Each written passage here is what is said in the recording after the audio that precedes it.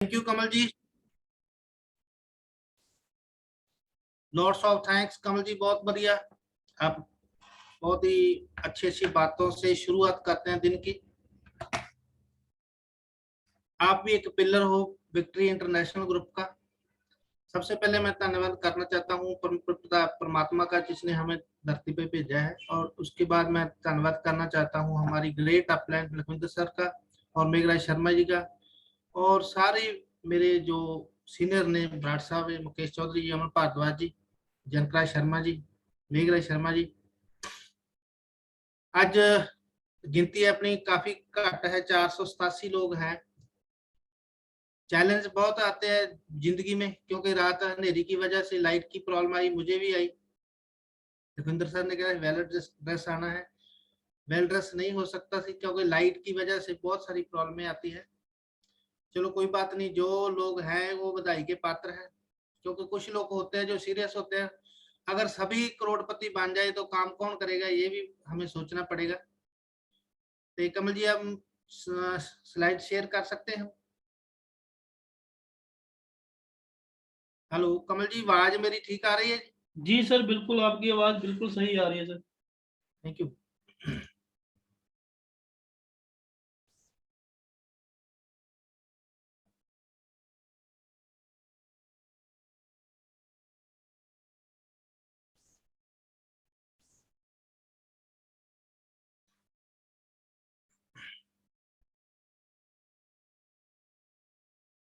Faith की बात हो, फेथ की बात तो हो गई थी, ये भी हो गई थी। कंपैशन करना, इसके बारे में बहुत सी बातें हम हो सकती है। डिटेल में जाएं तो बहुत अच्छा, क्योंकि कंपैशन की इतनी शक्ति है हमारे समाज में और हमारे जिंदगी में। सभी धर्म कंपैशन की बात करते हैं, करुणा की बात करते हैं। अगर मदर टेरेसा की बात करें तो इसके ऊपर तो बहुत सी बातें की जा सकती है। जैसे करुणा की बात करें तो एक मदर टेरेसा के ऊपर, जब भी एक संत है हमारे, एक पिक्चर दिखाई। पहले इम्यूनिटी सिस्टम चेक किया गया, जिन लोगों को सिलेक्ट किया था एक पिक्चर दिखाने के लिए, तब उनका जो रिजल्ट था इम्यूनिटी सिस्टम का वो अलग अलग था। किसी का इम्यूनिटी सिस्टम बहुत स्ट्रांग था और किसी का इम्यूनिटी सिस्टम लो था, और किसी का इम्यूनिटी सिस्टम ना लो था और ना स्ट्रांग था, बीच में था, मिडल में था। और जब उनको पिक्चर दिखाई मदर टेरेसा पर, मदर टेरेसा की पिक्चर दिखाने के बाद जब उनका इम्यूनिटी सिस्टम फिर से दोबारा चेक किया गया, तो उसमें भी क्या हुआ, किसी का इम्यूनिटी सिस्टम बढ़ा हुआ आया और किसी का कम हुआ, और किसी में कोई फर्क नहीं पड़ा। तब साइंसदान को पता चला ये कंफ्यूज है, हमें पता नहीं चलेगा भी इसके वजह से क्या हुआ है। मदर टेरेसा की पिक्चर देखने के बाद किनका बड़ा है इम्यूनिटी पावर और किसका घट रहा है और किसका बीच में रहा है, तो उन्होंने इस प्रयोग को आगे बढ़ाया और सभी को एक एक कागज दिया, सफेद कागज दिया, और उनको बोला गया और मदर टेरेसा के बारे में आप लिखो, आपको कैसा लगा। तो आप हैरान हो गए, उसमें जो पहले वाले इम्यूनिटी सिस्टम पे रिजल्ट थे उसमें सेम थे, क्योंकि कुछ लोगों का वो कॉलेज जो कागज उनको दिया गया था उस पे किसी ने अच्छा लिखा, किसी ने 100 लिखा, किसी ने कुछ नहीं लिखा उस कागज पे। तो आप हैरान हो गए, जो पहले वाली रिपोर्ट थी इम्यूनिटी पावर की वो पहले से मिलती थी। तो कौन से लोगों का बड़ा था इम्यूनिटी पावर? जिन लोगों ने पॉजिटिव रिस्पॉन्स दिया था। और किन लोगों का काम हुआ था? जिसने नेगेटिव रिस्पॉन्स दिया, जिसने कहा ये तो कामना करती है भी लोग बच्चे अनाथ हो, हमारा आश्रम चले। जिन लोगों ने ऐसे शब्द लिखे थे उनका इम्यूनिटी सिस्टम बहुत लो हो चुका था। और किन लोगों के इम्यूनिटी पावर में कोई भी फर्क नहीं पड़ा था, जिन लोगों ने कोई भी रिस्पॉन्स नहीं दिया था। तो ये भी इसलिए कोरोना भी हमारे जीवन में बहुत अच्छा प्रभाव डालती है, इसलिए हमें कोरोना कंपैशन में भी ध्यान रखना चाहिए। आगे की बात करें तो फियर, फियर एक बहुत बड़ा वायरस है हमारे दिमाग में। फियर की वजह से बहुत सी बीमारियां लगती हैं। अगर किसी को, जैसे हम बोलते हैं, किसी को भूत चुंबड़ गया और प्रेत चुंबड़ गया, तो ये बहुत बड़ा विज्ञान है, इसमें बहुत लेंथी हो जाएगा सिस्टम। क्योंकि जो डर है, इसकी वजह से हमारा जो वैक्यूम सिस्टम है बॉडी का, वो खुल जाता है। डरे हुए आदमी का वैक्यूम सिस्टम खुल जाता है। तो मैंने तो पढ़ा है इसमें, जो आत्माएं भटकती है वो उसके शरीर में उसके एंटर कर सकती है। इसमें अमेरिका में ऑक्सफोर्ड यूनिवर्सिटी में इसके प्रयोग भी हो चुके हैं। उन ऑक्सफोर्ड यूनिवर्सिटी और अमेरिका में इसका भूतों पे विभाग है, एक डिपार्टमेंट ऑफ है, जिन्होंने भूतों पे रिसर्च की है। तो उन्होंने यही उसका कंक्लूजन निकाला है, जो लोग डरे हुए होते हैं, बहुत ही डरे हुए होते हैं, उनके कोई भी आत्मा एंटर कर सकती है। इसलिए डर है जो किसी भी काम का, आग अगर आप पे एक प्रैक्टिकल करके देख लेना अपनी जिंदगी में, जिस चीज से आप डरते हैं वो आपके साथ होके रहेगी। हमसे एफिडेविट के ऊपर लिखा सकते हो हम, जिसका भी आपके अंदर डर बैठ गया। जैसे जिस लेडी को ये डर बैठ गया भी, मेरी सिस्टर के या मेरे फलानी रिश्तेदार के ये ट्यूमर बना था, उसके कैंसर बन गया था। दोस्तों ये हो नहीं सकता ना बने, क्योंकि उसका प्रोग्राम है जो वैसे ही डल जाता है। आपने देखा होगा, जिसने भी ये सोच लिया भी हमारे ये प्रॉब्लम ना हो जाए, ना हो जाए, अपनी जिंदगी में आप बहुत से आपको किससे मिल जाएंगे, जिस भी चीज का आपके अंदर डर बैठ गया, उनको कोई भी निकाल नहीं सकता है। वो उस इन भिन्न उनका रिजल्ट होके निकलना है। इसलिए हमें पॉजिटिव एफर्मेशन करनी चाहिए। डर का जो सोल्यूशन हैगा, जो ट्रीटमेंट है, वो पॉजिटिव एफर्मेशन ही है। अगर मैंने पहले भी बताया था, हमारे मन में, दिमाग में 60,000 से 70,000 तक विचार आते हैं एक दिन में, और हमारी जिंदगी में उन विचारों का रिजल्ट आता है जिनकी गिनती एक दिन में 10,000 हो जाती है। तो जो डिप्रेशन के केस होते हैं, डिप्रेशन का मतलब होता है उनके विचारों का ट्रैफिक बढ़ जाना दिमाग में, बार बार वही विचार आते रहते हैं। विचारों का जब ट्रैफिक हमारे दिमाग में बढ़ जाता है तो हम डिप्रेशन के केस हो जाते हैं। इसलिए हमें इसका इलाज मनोविज्ञान के तरीके से किया जा सकता है, और मेडिसिन में इसका कोई इलाज नहीं है। आपने देखा होगा, मेडिसिन जो जो मानसिक रोगी होते हैं, उनको मेडिसिन ज्यादा काम नहीं करती है। जितनी देर उनकी जो प्रॉब्लम है, उनके माइंड में कोई नेगेटिव विचार फंसा हुआ है, जब तक उसको नहीं निकाला जाएगा तो उनका ट्रीटमेंट नहीं होगा। तो मनोविज्ञान तरीके से हम उसका ट्रीटमेंट कर सकते हैं। डर जो है हमारे जीवन को बर्बाद कर सकता है। इसलिए जो हम नहीं चाहते हैं उसका विचार हमारे पास आना नहीं चाहिए। जो हम नहीं चाहते उसकी बात नहीं होनी चाहिए। जैसे घुड़ा सर ने बोला था, कल मेरी बात हुई थी उनसे। अगर घुड़ा साहब मेरी बात सुन रहे हो तो आप थोड़ा क्लैरिफिकेशन कर सकते हो सर इसमें।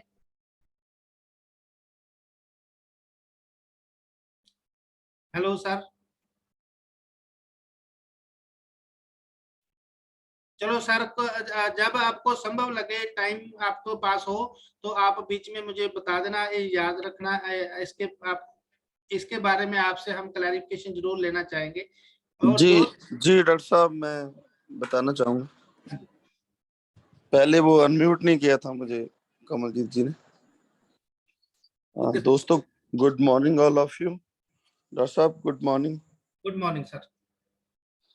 डॉक्टर साहब, ये जो जो आपने बोला कि जो हम लाइफ में नहीं चाहते कि उसको हमने याद नहीं करना, उसको हमने फील नहीं करना, उसको हमने बोलना नहीं है। तो मैं भी जब मेरा स्ट्रगल टाइम था, मैं स्ट्रगल टाइम भी नहीं कहूंगा, मैं एक एवरेज जैसे 1,00,000, 2,00,000, 3,00,000 रुपए महीना कमा रहा था, और कभी कभी ऊपर कभी नीचे, कभी कभी सक्सेसफुल कभी फेलियर, ऐसा ऐसा चल रहा था। तो पैसा काफी कमा रहे थे काफी सालों से, 20 साल हो गए नेटवर्क मार्केटिंग को एंजॉय करते हुए। लेकिन जो जो एक प्रॉपर सक्सेस होता है कि पर्सन फाइनेंशियली फ्रीडम, अपना अच्छा घर, एवरीथिंग, वो सारी बातें नहीं थी। Yes sir. तो पैसा कमाते-कमाते मैं कभी-कभी सोचता था कि पैसा भी आ रहा है लेकिन कर्जा क्यों नहीं उतर रहा? जब भी मैंने कोई भी अच्छा काम करना, कोई ट्रेडिशनल करना, नेटवर्क मार्केटिंग में करना, तो सबसे पहले मेरी मेरी और मेरी फैमिली की क्या डिस्कशन होती थी कि यार आ जाओ, बैठो साइड पे बैठते थे हम लोग और एक डायरी उठाते थे और डायरी के ऊपर हम लोग क्या लिखते थे, एक प्लानिंग बनाते थे कि हमने किस-किस का कर्जा देना है, यस सर। हमारी देनदारी कितनी है। तो वो कर्जे को डॉक्टर साहब हम ऐसे लिखते थे, इतनी शिद्दत के साथ, इतने प्यार के साथ कि किसी का देना नहीं है, लेना हो जैसे। जैसे हमें खुशी नहीं होती, जब हमें एक होता है कि यार हमने इससे भी लेने हैं, ये भी लिखो, इससे भी लेने हैं, ये भी लिखो। तो हम ऐसे लिखते थे कि इसके देने हैं, मुथूट का देना है जी 8 लाख रुपए, ये भी लिखो। ज़मीन गहने पड़ी है जी 5 लाख रुपए में, ये भी लिखो। 19 लाख रुपए की मेरी लिमिट थी सरकारी, ये भी लिखो जी 19 लाख रुपए लिमिट का देना। तो कर-करा के समथिंग आधा करोड़ 46 लाख रुपए मेरे पे कर्जा था। तो वो डे बाय डे बढ़ रहा था। ओके। तो जब भी कोई प्लानिंग होती, कर्जा उतारने की प्लानिंग होती। जब भी कोई चर्चा होती, कर्जा उतारना है, कर्जा उतारना है, कर्जा उतारना है। जब भी फ़ील करना तो कि बस इस बार तो ना कर्जा उतारना है, सबसे पहले कर्जा उतारना है। तो जाने-अनजाने में इतनी बड़ी गलती हो रही थी, जब आप ये क्लास लगा रहे हो, ये सारा टेक्निकली बता रहे हो सारे लोगों को यस सर।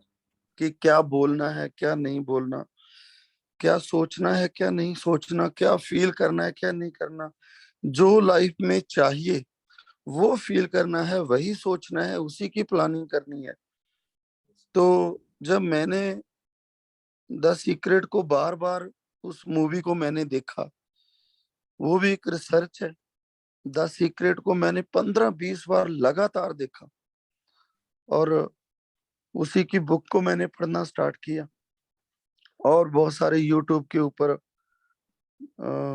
कि कैसे हम अट्रैक्ट कर सकते हैं बहुत सारा पैसा, सक्सेस कैसे अट्रैक्ट कर सकते हैं, कैसे हम सक्सेस हो सकते हैं, हमने बोलना क्या है।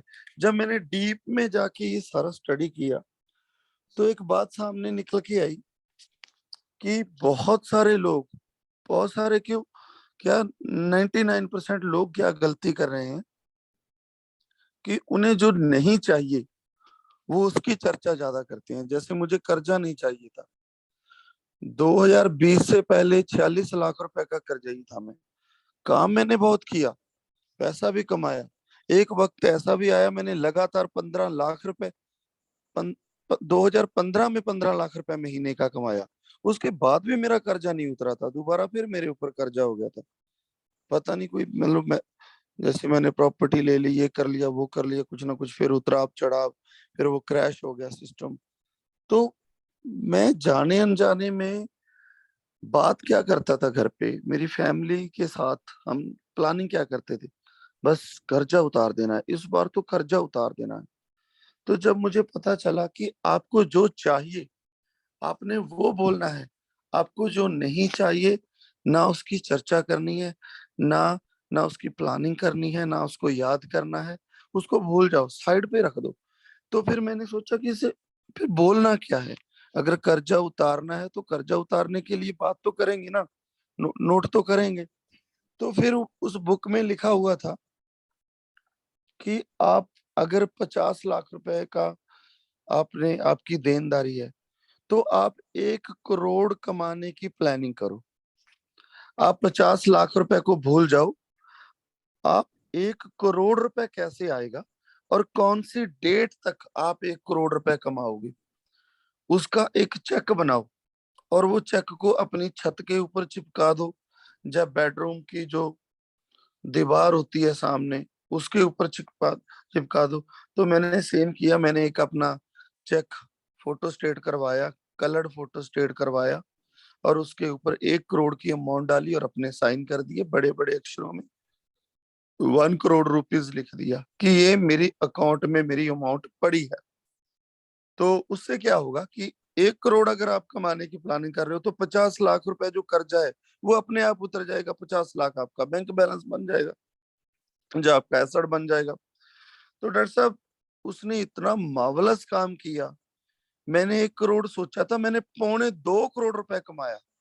मैंने जिस दिन से मैंने वो प्रैक्टिस की, मैंने 2.25 करोड़ रुपए 1 साल में कमाया। मैंने 1 साल की डेट डाली थी 1 करोड़ की, कि 1 करोड़ मैं 1 साल में कमाऊंगा। मैंने साल की डेट 12 मंथ की डेट डाली थी, लेकिन इतना मिरेकल हुआ कि वो 2.25 करोड़ रुपए मैंने कमाया और उसके बाद वो कर्जा भी उतर गया। आप बाकी आपको बताने की जरूरत नहीं है, वो सब कुछ बन गया। अभी अधिकतर लोग गलती क्या करते हैं, जो नहीं चाहिए वो बोलते हैं, सर मेरा कर्जा बहुत है, सर मेरा थोड़ा सा ये कर्जा उतर जाए ना, फिर मैं ये कर दूंगा, मैं वो कर दूंगा।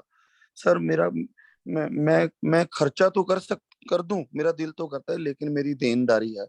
अरे भाई, देनदारी के लिए ही तो रेनाटस में आए हैं, देनदारी के लिए ही तो पार्ट टाइम या फुल टाइम रेनाटस को स्टार्ट किया है। अगर देनदारी को उतारना है तो बड़े लेवल पे कमाने की सोचिए, बाकी सारा सब अपने आप सेट हो जाएगा। सो जो चाहिए वो बोलना है, जो नहीं चाहिए वो जिंदगी में कभी ना बोलना है, ना सोचना है, ना फील करना है, ना लिखना है। Thank you very much. Thank you sir ji. दोस्तों देख लो, खंगूड़ा साहब ने अपना लाइव प्रैक्टिकली जो इन्हें हंडाया, हड्डी हंडाया जिन्होंने पंजाबी कहने आप, उन्होंने वो एक्सपीरियंस हमको बताया है। इसलिए डर किसी भी किस्म का हमारे मन में नहीं होना चाहिए। जो हम चाहते हैं वो ही सोचना चाहिए, जो हम नहीं चाहते हमारी जिंदगी में आए उसकी चर्चा नहीं होनी चाहिए, उसकी बात नहीं होनी चाहिए, उसके विचार हमारे दिमाग में नहीं आने चाहिए। जैसे कल भी मैंने बताया था, अगर गंदे पानी को बाहर निकालना तो दुगना चंगा पानी उसमें डाल दो और वो बाहर चला जाएगा। इसलिए लोग गलती क्या करते हैं, यही गलती करती हैं भी जो नहीं चाहिए उसकी चर्चा बार बार करते हैं। अगर आप बारी की चर्चा करोगे तो आप बीमार रहोगे, अगर आप कर्जे की बात करोगे तो कर्जा बढ़ेगा। इसलिए जो भी हम नहीं चाहते उसकी बात, ये तंदुरुस्ती चाहते हो तंदुरुस्ती की बात करो, अगर समृद्धि चाहते हो तो समृद्धि की बात की जाए, कर्जे की बात ना कीजिए। आप रिश्तों को अच्छा लाना चाहते हो तो रिश्तों की, अच्छे रिश्तों की कल्पना कीजिए। अगर कोई भी आप जो जिंदगी में आप प्रभाव डालना चाहते हो, अपनी जिंदगी में कोई डिस्कवर करना, तो उसको हमें पॉजिटिवली थिंकिंग जो हमें रखना चाहिए। डर हमारे दिमाग में नहीं होना चाहिए, ये हो जाएगा वो जगह। एक बात और तो बता दूं आपको, हमारी जिंदगी में परमात्मा ने 97% जो चीजें वो अच्छी दी हुई है, जो प्रॉब्लम है सिर्फ 3% है। पर बड़ी बदकिस्मती की बात यह है कि हम 3% पर फोकस करते हैं और हमारी जिंदगी में जो 97% अच्छी बातें हो रही है उसको हम इग्नोर करते हैं। इसलिए मेहरबानी करके आज अपनी जिंदगी में अच्छे पॉइंट की लिस्ट बनाए। अगर आप अच्छे पॉइंट की लिस्ट बनाना शुरू कर देंगे तो नेगेटिव आप अपने आप ही आपको दिखने बंद हो जाएंगे। आप अच्छे लिस्ट बना सकते हो, जैसे मेरा शरीर शक्ति बहुत बढ़िया है, हमारी आंखें बहुत बढ़िया है, हमारा विजन बहुत बढ़िया है, हमारी हैंडराइटिंग बहुत बढ़िया है, हमारे बच्चे बहुत बढ़िया है, हमारी पत्नी बहुत बढ़िया है, हमारे माँ बाप बहुत बढ़िया है। बहुत सी चीजें आप, हमारे पास एसी है, घर है, कूलर है। दोस्तों देखो, ऐसा भी तुम देख सकते हो भी बहुत सारे लोग ऐसे हैं जिनको रात की शाम की रोटी का फिक्र होता है, रोटी मिले या नहीं मिले। तो आप जो आज 741 लोग हैं, आप दुनिया के 20% लोगों में आते हो, 80% लोगों से आप ऊपर हो। ये आप सोच लेना, आज आपकी जिंदगी में बहुत ही बढ़िया ट्रैक पे चल रही है। आज आप लिस्ट बनाना, इसकी मैं शायद कोई वीडियो हुई तो आपको जरूर सेंड करूंगा ग्रुप में, आपको पता चल जाएगा भी जो सर्वे होते हैं इनकम के प्रति। तो मैंने जो सर्च किया है, हम लोग जो हैं 747 लोग इसमें हैं, हम दुनिया के 20% लोगों में आते हैं, 80% लोग हमसे नीचे है। तो आप और रेनाटस में जो ज्वाइन हुए ये तो हम 10% में आते हैं, पहले 10% में आते हैं, 90% लोग हमसे भी नीचे हैं। इसलिए हमारी जिंदगी में बहुत सी अच्छी बातें हैं। अगर आप अच्छी बातों की लिस्ट बनाना शुरू कर दोगे तो माड़ी जो ये हमारी जिंदगी में हो रहा है वो पॉजिटिव में चेंज हो जाएगा। आज से मेहरबानी करके ये जरूर करना, अपनी जिंदगी के पॉजिटिव पक्ष लेना। ऐसा इंसान भी कोई हो नहीं सकता जिसके जिंदगी में सभी प्रॉब्लम हो। ऐसा कोई हो नहीं सकता, हम रिटन फॉर्म में कर सकते हैं। आप हमारी जिंदगी में बहुत से अच्छे प्रभाव भी होते हैं। एक दिन में हम 20 बार नरक में जाते हैं और 80 बार स्वर्ग में जाते हैं, पर हमें स्वर्ग वाली बातें 80% हमें दिखाई नहीं देती, और 20% जो हमारी जिंदगी में कोई माड़ी मोटी प्रॉब्लम आती है उस पर हम फोकस करने देते हैं। इसलिए आज ही अपनी जिंदगी का पॉजिटिव जो बातें हैं जिंदगी में हो रही है वो सारी लिखनी शुरू कर दीजिए, आपके जो नेगेटिव हैगी प्रॉब्लम वो कम हो जाएगी। आगे चले तो एंगर, गुस्सा। गुस्सा एक ऐसा नेगेटिव इमोशन है जिसकी वजह से बहुत सी प्रॉब्लमें हो जाती है। देख लो आप, एक हमारे डॉक्टरी भाषा में जो कोई प्रॉब्लम आती है, मानसिक प्रॉब्लम आती है जब आदमी को, तो हम उसका टेस्ट करते हैं कि ईईजी, हम देखते हैं भी उसके ब्रेन में बिजली के कितने सर्कल पर सेकंड में सर्कल हो रही है। तो जो नॉर्मल होता है, आगे वैसे स्लाइड में आ जाएगा पर वैसे में मैं बता देता हूँ, जो नॉर्मल होती है 14 से 35 वोल्ट एक पर सेकंड में आती है जब हम जागते होते हैं। जब हम सो जाते हैं तो 4 से 7 वोल्ट ही रह जाती है। और जब हम अल्फा लेवल में होते हैं, जिसको सबकॉन्शियस माइंड का सही जगह कहते हैं, उस टाइम हमारे ब्रेन में जो इलेक्ट्रिसिटी की पर सेकंड की सर्कल है वो 7 से 14 होती है। जागने से कम हो जाती है और सोने से ज्यादा हो जाती है, बीच में रहती है, जिसको मध्य कह सकते हैं। मध्य एक बहुत बढ़िया एक स्टेज है। जो लोग अल्फा में रहना सीखे उनको अल्फा लेवल बोलते हैं हम, 7 से 14 वोल्ट को। अल्फा लेवल में हमें शक्ति मिलती है, हमारे सिलों को शक्ति मिलती है, हमारे शरीर की रिपेयर होती है। जो हमारे साधु संत थे वो अल्फा में रहते थे, इसलिए उनको चेहरे का नूर होता था, उसके चेहरे पे रूहानियत होती थी, उस अल्फा लेवल के ही होती है, क्योंकि वो हमारे शरीर को शक्ति देता है। अगर किसी को गुस्सा आता है, जब गुस्सा आता है तो उसके ब्रेन में जो बिजली का पर सेकंड की जो लेवल है वो बहुत बढ़ जाता है, जिसे 50 100 200 तक हो जाए, जिसको आप हम कहते हैं मानसिक सर्किट शॉर्ट हो गया। तो बहुत सी शक्ति है। आपने देखा होगा एक पतला सा नौजवान हो और गुस्से में आ जाए तो इतनी चट्टान चक देगा जो हो कभी सपने में भी सोच नहीं सकता भी इतना बड़ा हो, उनमें शक्ति कैसे आएगी। 20-20 लोगों से वो पकड़ा नहीं जा सकता जब उसको गुस्सा आ जाता है। तो इतनी शक्ति उसके अंदर है। अगर उस शक्ति को हम पॉजिटिव में कन्वर्ट करना सीख जाएं तो हम बहुत जिंदगी में बहुत सारे जो गुड प्रभाव ले जा सकते हैं। अब वो ही शक्ति है, वो नेगेटिव रूप में वर्त रहे हैं, अगर उसको पॉजिटिव में वर्त लिया तो आप हमारी जिंदगी में क्या हो सकता है आप अंदाजा नहीं ला सकते। इसलिए गुस्सा जो एंगर है, जो इसके साथ हम जो ज्यादा वोल्टेज हमारे ब्रेन में आती है तो हमारे सेल जो होते हैं वो सड़ जाते हैं। जैसे बिजली का करंट हमारे घर में ज्यादा आ जाता है तो हमारे फ्रिज है, टेलीविजन है, जो और भी इलेक्ट्रॉनिक्स के साथ संबंधित चीजें होती है वो सड़ जाती है ज्यादा बिजली आने। इसीलिए जब गुस्सा हमारे ब्रेन में ज्यादा आता है तो वोल्टेज बढ़ने के कारण हमारे सिलों का नुकसान होता है, सेलुलर सिस्टम बिगड़ जाता है, जिसको हम कहते हैं मानसिक सर्किट शॉर्ट हो गए। इसलिए गुस्से पे कंट्रोल करने के लिए हमें एक्सरसाइज करना चाहिए, क्योंकि जो हमारे अंदर जहर पैदा हुआ है उसको निकालने का सिर्फ एक ही मात्र जरिया है, एक्सरसाइज।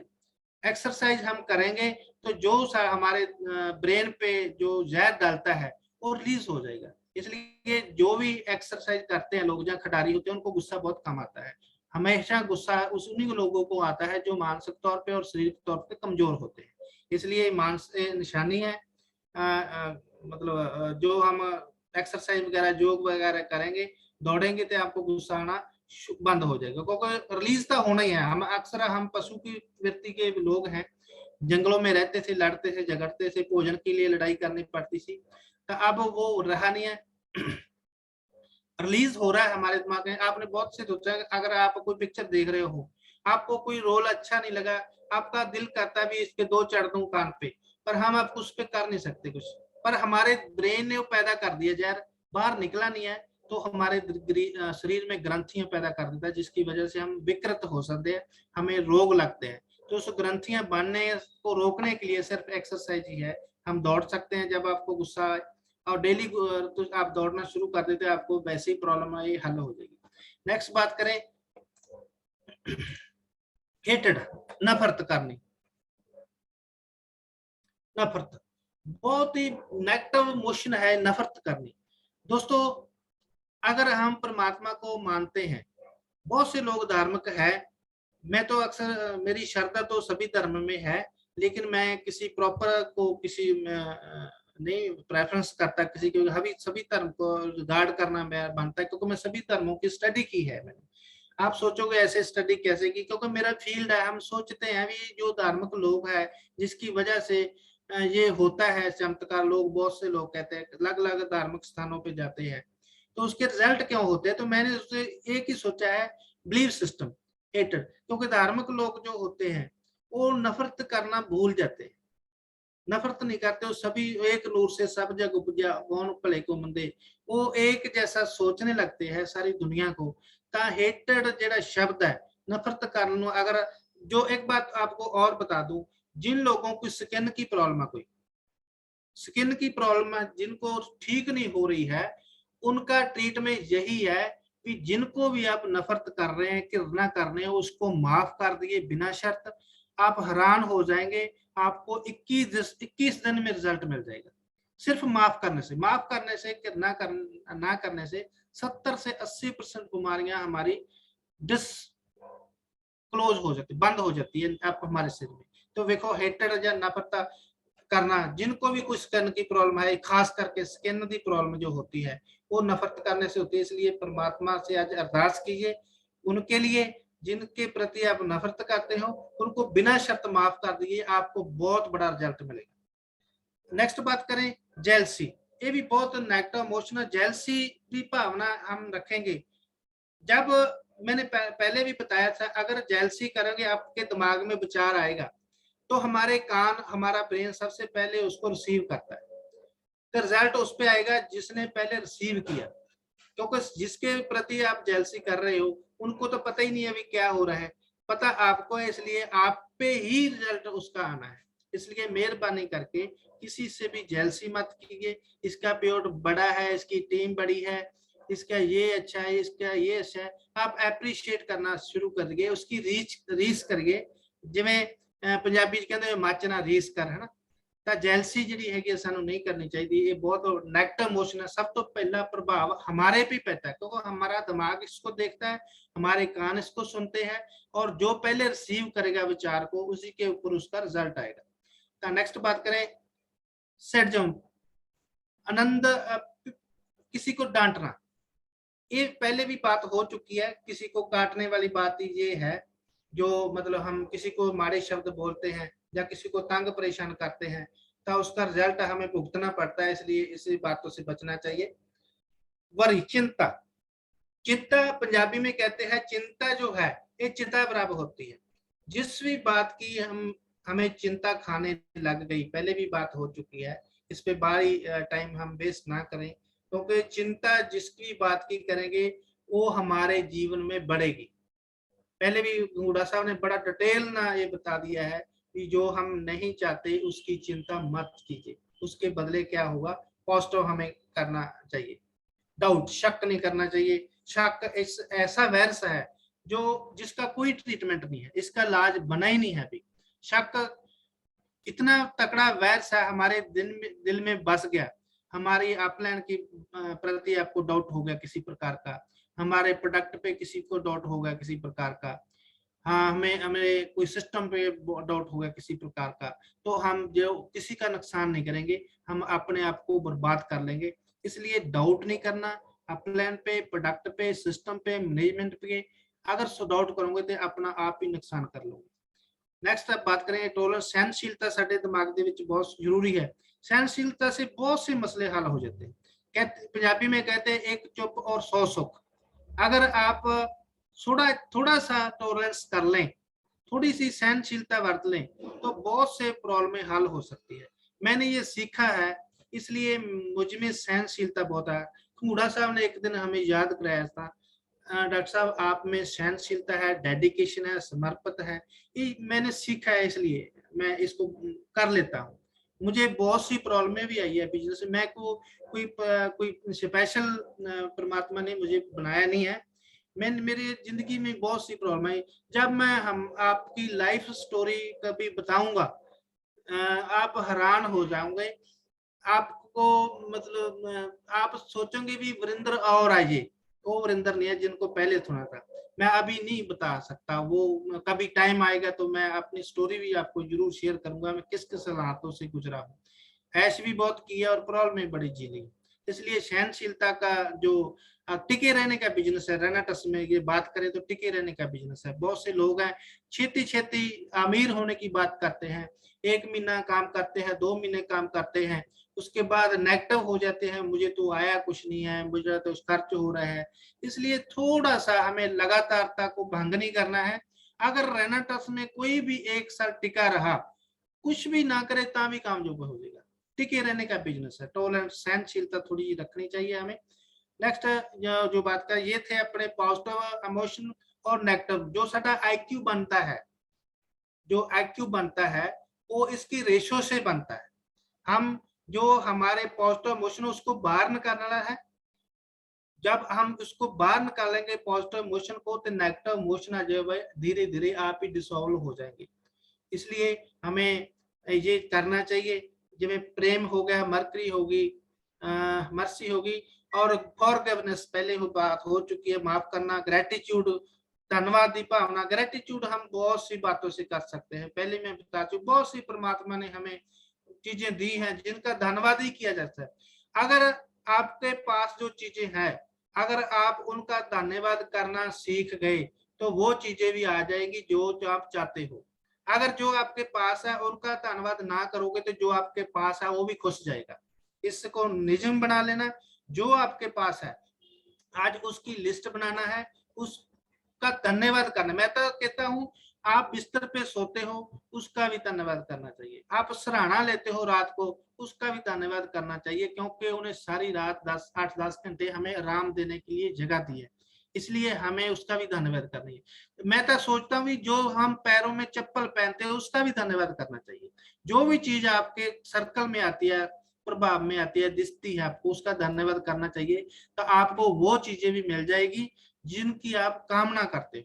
अगर उनकी आपको वैल्यू ना समझोगे, जो आपके पास है उसका धन्यवाद करना ना चाहोगे, तो जो आपके पास है वो भी खुश जाएगा। इसलिए हमें ग्रेटिट्यूड की भावना रखनी चाहिए, ब्लेसफुल रहना चाहिए, फेथ रखना चाहिए, टॉलरेंस रखना चाहिए। तो ये थे हमारे नेगेटिव और पॉजिटिव इमोशन। आगे बात करें हम, एक बात चल रही है, शायद बोल ना जाओ आप, पावर ऑफ सबकॉन्शियस माइंड की बात चल रही है। ये पावर है अपने हमारे सबकॉन्शियस माइंड में।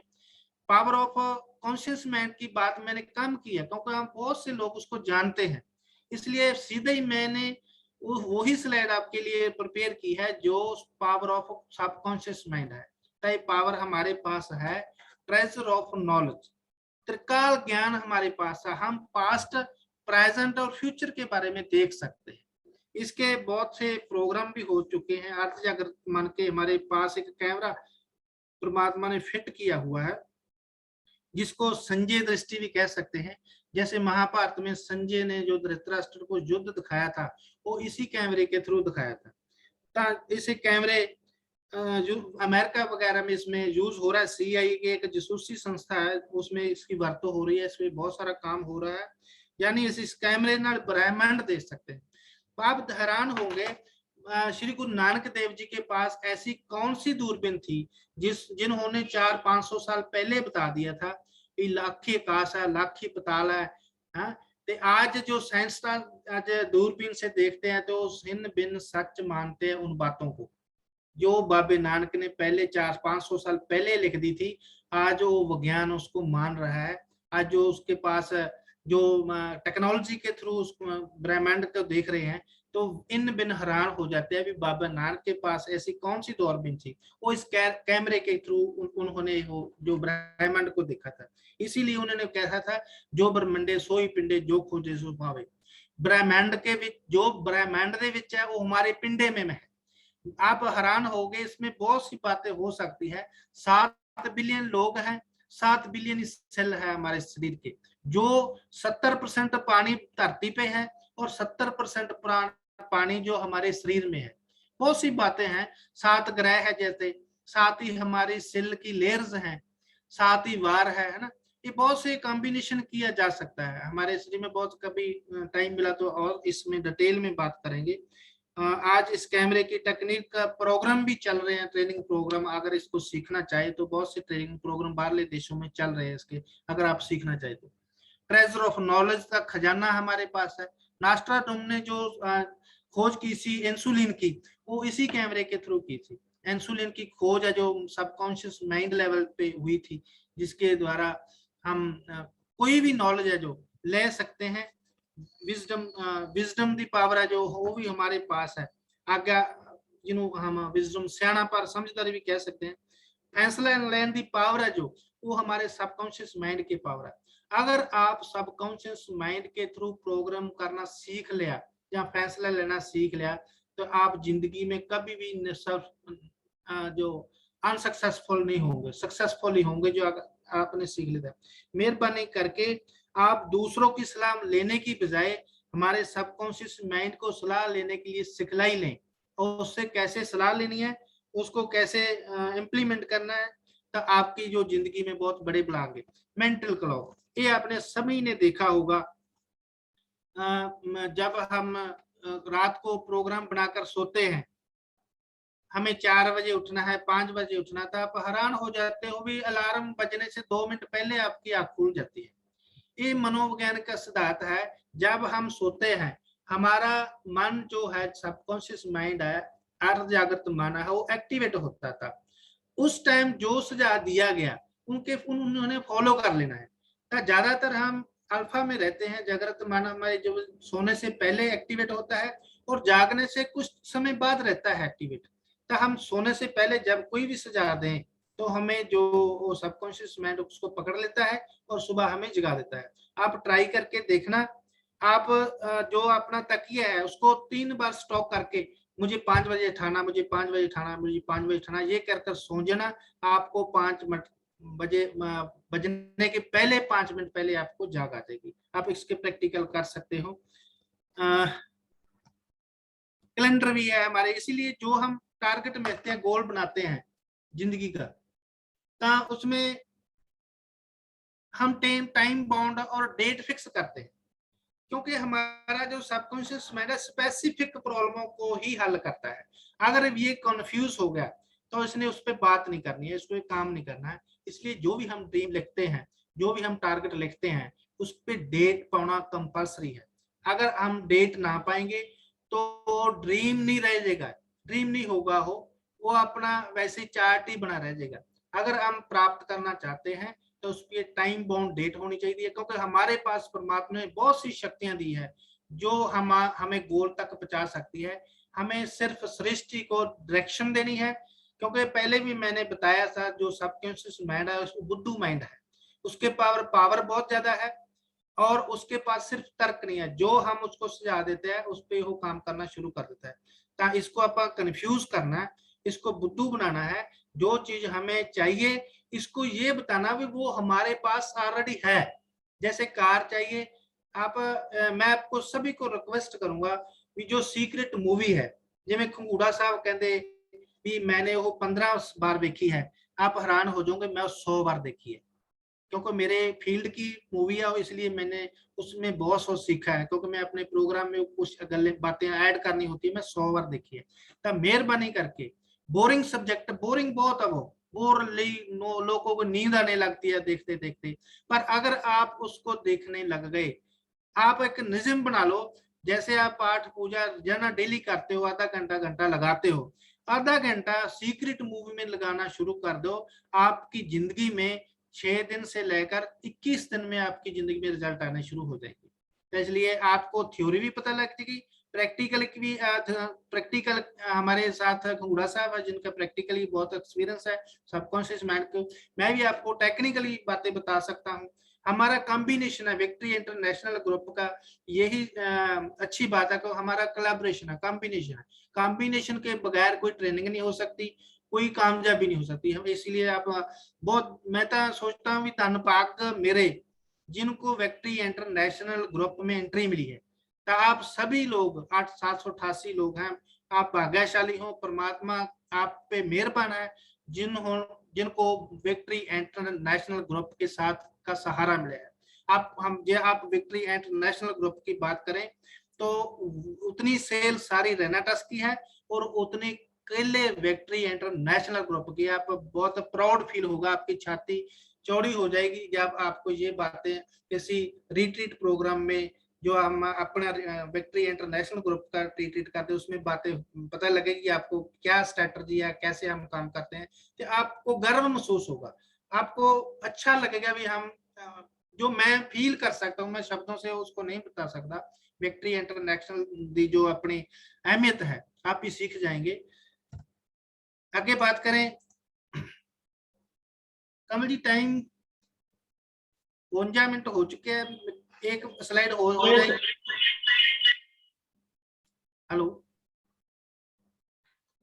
ले सकते हैं सर, आप ले सकते हैं अभी भी, आपके पास 5-7 मिनट है, आप ले सकते हैं, कोई दिक्कत नहीं। कंट्रोल ओवर डेथ, बहुत हैरानी की बात है ये, वी कंट्रोल ओवर डेथ।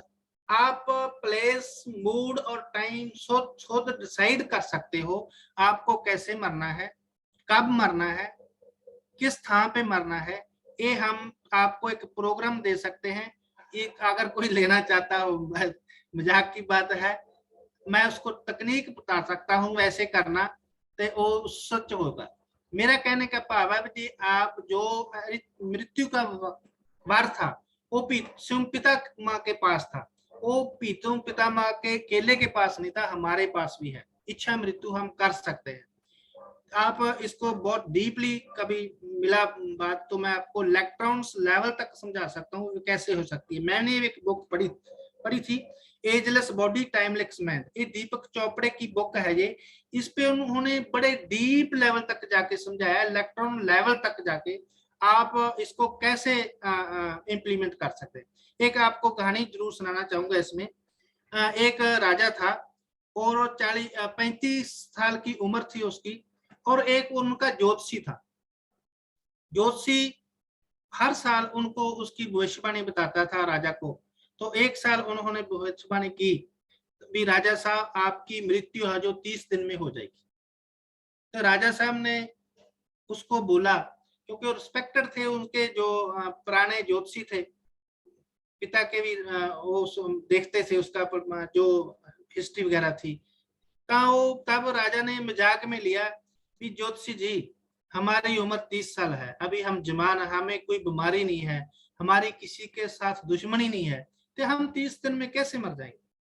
उन्होंने मानी नहीं ये बात, पर रात को उन्होंने खाना कम खाया, दूसरे दिन और कम खाया, तीसरे दिन और कम खाया, उस बात उसको जागने लगी भी हम 30 दिन में मर सकते, हो सकता है भी ज्योतिषी की बात, क्योंकि ज्योतिषी जो था उस पे उनको 100% बिलीव था, ये ज्योतिषी हमें सच बताता है। तो उस प्रोग्राम कर दिया उन्होंने अपने कौन से गणित के साथ किया ये मैं नहीं बता सकता आपको, किस थ्योरी को बता दी, किस भी लाइव मिले तो आपको मैं बता सकता हूँ ज्योतिष का विज्ञान क्या है, वो अभी नहीं हो सकता है।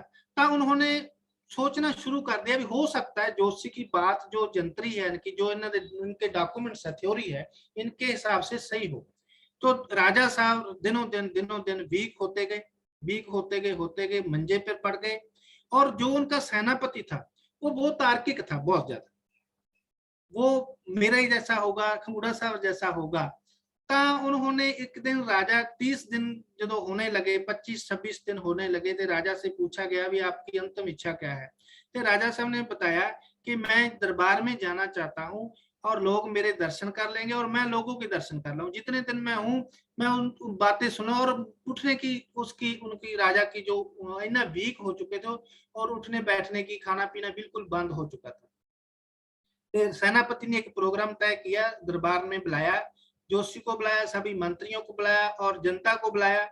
और ज्योतिषी को उसने कहा भी ज्योतिषी जी एक बार इस पे और थोड़ा जा एनालिसिस कर लीजिए, क्योंकि फैसला बहुत बड़ा है ये जो आपने बताया है।